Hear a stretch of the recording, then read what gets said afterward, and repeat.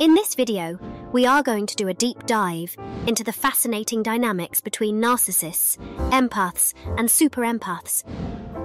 This is such an important topic to understand because narcissistic abuse can have devastating impacts if we don't recognize it and set proper boundaries. To start, let's clarify some key definitions. A narcissist is someone with an inflated sense of self-importance, a strong need for admiration, and a lack of empathy. An empath is someone highly attuned to others' emotions with high levels of compassion. A super empath is an empath who has done substantial inner work to heal wounds, build self-esteem, and establish firm boundaries.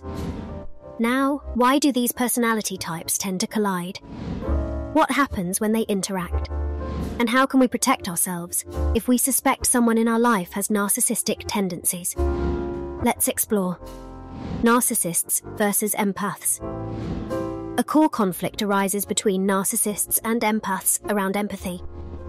Empaths radiate compassion and attunement to others' feelings, like a soothing balm. In contrast, narcissists lack the ability to truly empathize. Some narcissists even exploit and manipulate empaths' kindness. For example, Lisa found herself in a friendship with a narcissistic co-worker, Joan. While Lisa was always willing to listen and support Joan, she noticed Joan never reciprocated. Joan would criticize and guilt-trip Lisa for minor issues. It became clear Joan did not genuinely care about Lisa's feelings at all. This imbalance demonstrates a key distinction. Empaths prioritize others' needs often over their own. Narcissists prioritize their own ego above all else. Their empathy deficit means the relationship is conditional and transactional. Super empath versus narcissist. When a super empath confronts a narcissist, an intense clash occurs. Super empaths have an almost extrasensory ability to identify manipulation and deception. Their heightened empathy detects when someone lacks authenticity or emotional resonance. For instance, when Lisa's super empath friend Claire met Joan, she immediately sensed something was off. Joan used flattery and performed sympathy, but Claire saw through the facade. When Joan lied about Lisa, Claire boldly called out the deceit. Her super empathy allowed no tolerance for the mind games.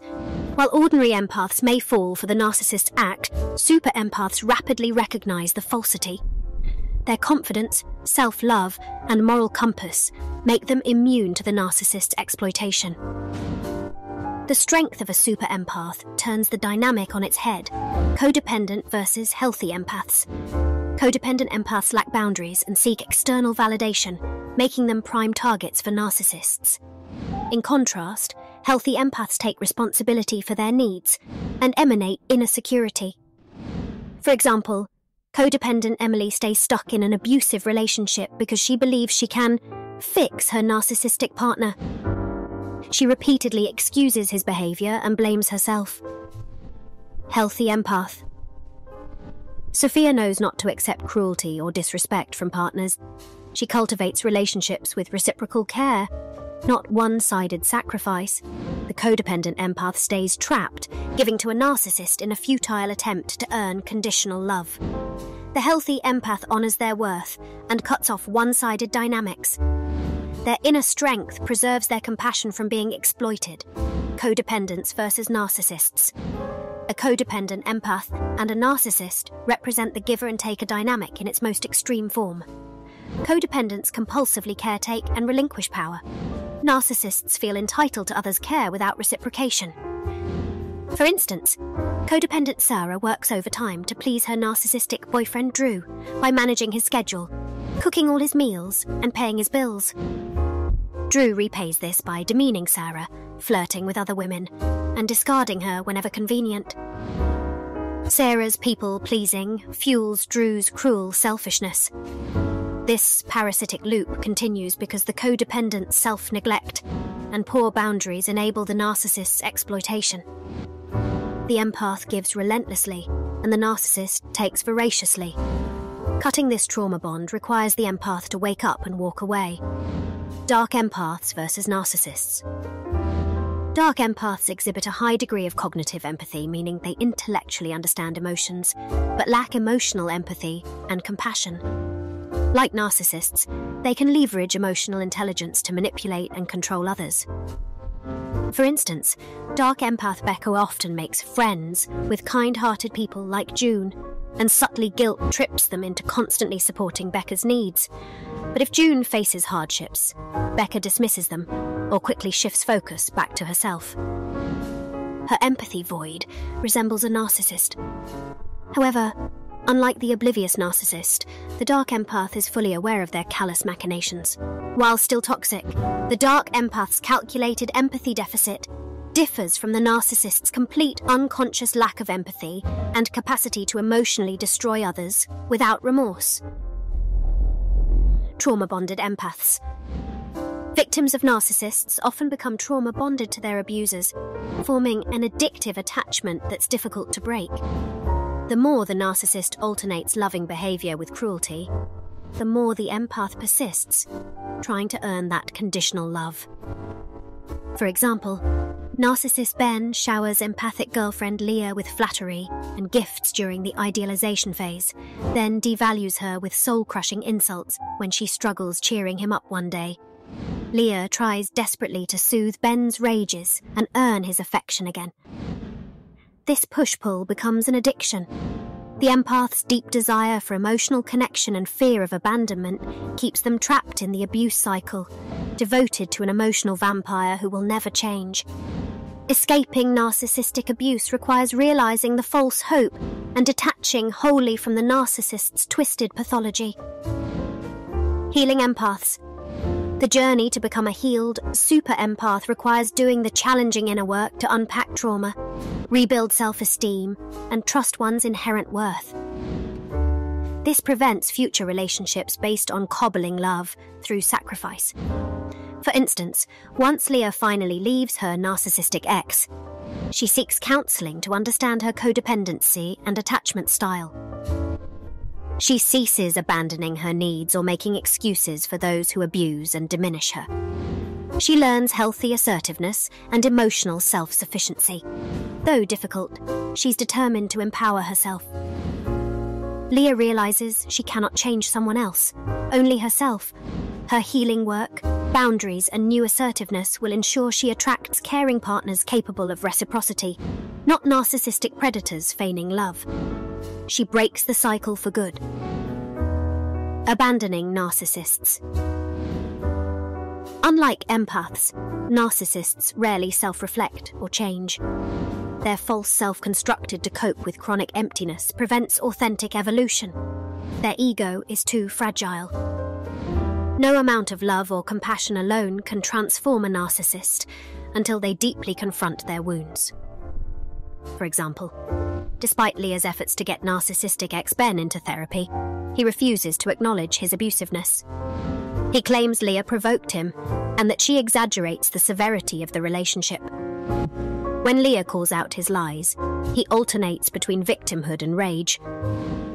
Narcissists deny their own pathology by projecting it onto others. Their defenses are too primed to admit imperfections. Since they feel entitled to abuse, they avoid healing. The empath must abandon hope of change coming from the narcissist. Their only path is walking away. Narcissistic versus empathic parents. The dynamics between narcissists, empaths, and super empaths often stem from childhood attachment styles formed through parenting. Narcissistic parents impair emotional development. Empathic parents cultivate secure, nourishing bonds. Narcissistic parents, like Joan, see their children as extensions of themselves meant to aggrandize the parent's ego. This engenders poor self-worth and vulnerability to future narcissistic partners. In contrast, empathic parents like Sophia nurture their children's autonomy and recognize their subjective emotional needs. This fosters confidence and resilience. The parent-child relationship patterns replay in adult romantic relationships until the empathic individual can heal their attachment wounds through reparenting themselves with compassion. This frees them from seeking love through narcissistic exploitation. Empaths. Attracting narcissists. Empaths often attract narcissistic partners due to unhealed codependency and poor boundaries. Their inner wounds and desire to fix others leaves them open to manipulation. Healing these issues is key. For example, codependent Sarah stayed trapped in a parasitic bond with narcissist Drew because her low self-worth and lack of boundaries unconsciously sought to recreate the conditional love from her narcissistic mother. Once Sarah did therapeutic work to become assertive and emotionally self-sufficient, she stopped attracting narcissistic partners. The empath must build self-love to avoid attracting those who can't love at all. Their light shines brightest when not giving power away to emotional vampires, by sacrificing their needs in vain attempts to earn love through self-abandonment. In summary, understanding the distinctions between narcissists, ordinary empaths, super empaths, codependents, and dark empaths helps us avoid dangerous entanglements. Seeking empowerment through healing trauma, building self-esteem and establishing strong boundaries is the only path to escaping narcissistic abuse. An empath's compassion must come from a place of wholeness, not brokenness. In closing, I'd love to hear your insights on these topics. How did the distinctions between narcissists, empaths, and super empaths resonate with your own experiences? Did you recognize any of these dynamics at play in your relationships? What stood out or surprised you? What has your journey been to becoming an empowered, healthy empath? What inner work has helped you build self-esteem and set boundaries? How have you found strength and resilience after narcissistic abuse? I believe sharing our stories gives others hope and feels liberating. This is such complex psychological territory. There are still so many questions. How do we avoid falling into narcissists' traps when loneliness or trauma makes us vulnerable?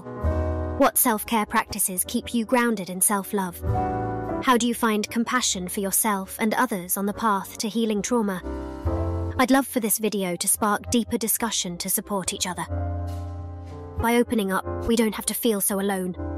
My hope is we can cultivate greater understanding and prevent more wounded empaths from being exploited. Please share any thoughts below,